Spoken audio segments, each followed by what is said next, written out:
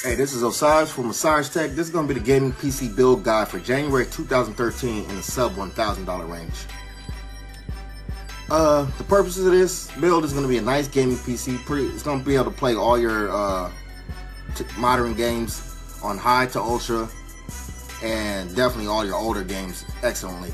It's going to have enough power to do some light workstation work if you do some video editing, audio editing, or you know, you want to do some some video encoding or audio encoding, whatever it is you may be able to want to do. This will do it for you, and it's going to do it at a pretty decent speed. It's going to be a nice computer.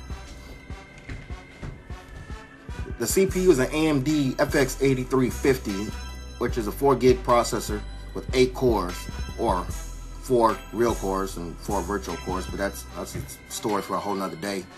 The reason I chose this over the i5 is because this is a bit cheaper if you shop online, and most users won't even notice the difference. I don't care what they say on the internet. I don't care about all the benchmarks and all that.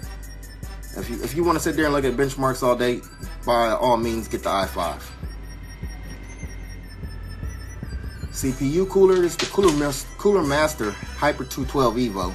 This is gonna be able to allow you to overclock that CPU, that AMD, to, I believe I've seen on the internet, about 4.6. That's a pretty decent overclock on there, on cheap air. So definitely get this. The motherboard is an Asrock 970 Extreme 3. This is a very competitively priced motherboard. It looks great with the gold, smoked gray and black color scheme going on. It is an AM3 Plus 970 chipset and was crossfire capable. The memory is a Patriot Viper 3.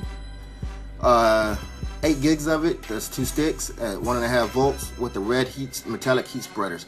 The only reason I chose the heat spreaders, the color that I did, because if you get a see-through case, you may want to go with a red AMD theme. Of course, you can get other ones, but this is cheaper than most of the other memory that's more popular these days, like the Corsair Vengeance. You'll save us a few bucks on this, and this is great RAM, great reviews. For your first storage device, you have the Samsung 840 series. This is a 120 gig model SSD. SSD is a must-have, I believe, and a build that's between $700 and $1,000. This will make your desktop experience 10 times greater. It's going to make your experience a little.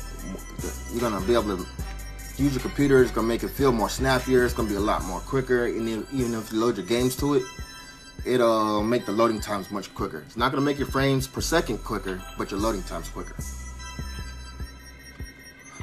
For your second storage device, you have the Seagate Barracuda 1 terabit.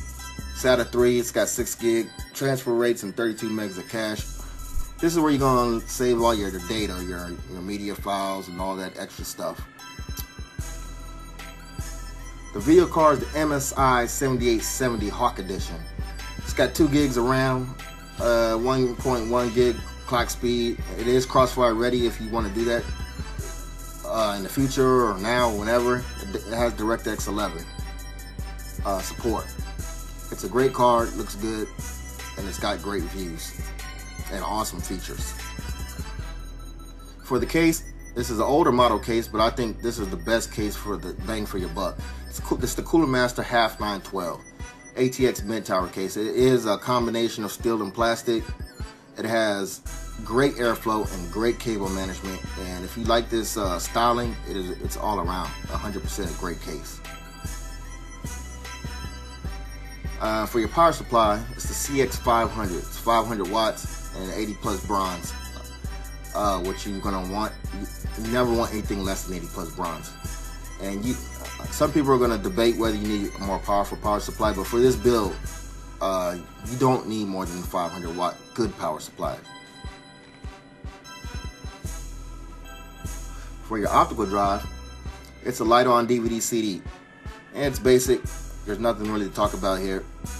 Honestly, you don't even have to get this. You can load Windows 7 and Windows 8 from a thumb drive, and if you don't use CDs at all and don't need to burn CDs, you can shave $20, about $20 off your total build price. The way I built it, there's enough headroom in the dollar amount for you to add an operating system if you don't have an old license key that you can reuse, or add a keyboard and mouse or other peripherals. If you have all those, I highly recommend that you upgrade other parts. Like if you need a bigger hard drive, get a bigger hard drive. If you want an Intel processor, there's enough room to add the i5 to it, the 3750K. Keep in mind you're going to need a different motherboard. You want a bigger power supply, you can add that. If you want a more powerful video card, you can go ahead and add that. This part right here is really up to you. That's why it's a personalized build. I'm gonna leave all the itemized. I'm gonna leave the link to the itemized descriptions in the description below. If you have any questions or comments, feel free to leave a comment. Thanks for watching.